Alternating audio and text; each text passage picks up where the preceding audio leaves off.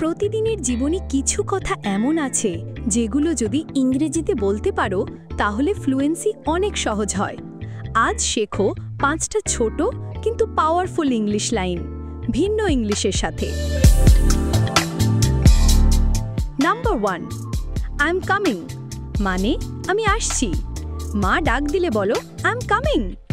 Number 2, just a minute মানে 1 minute আসছি। কেউ ডাকলে একটু দেরি হলে এটা বলো। নাম্বার 3, ডোন্ট ওয়ারি মানে চিন্তা করো না। বন্ধু টেনশনে থাকলে বলো ডোন্ট ওয়ারি।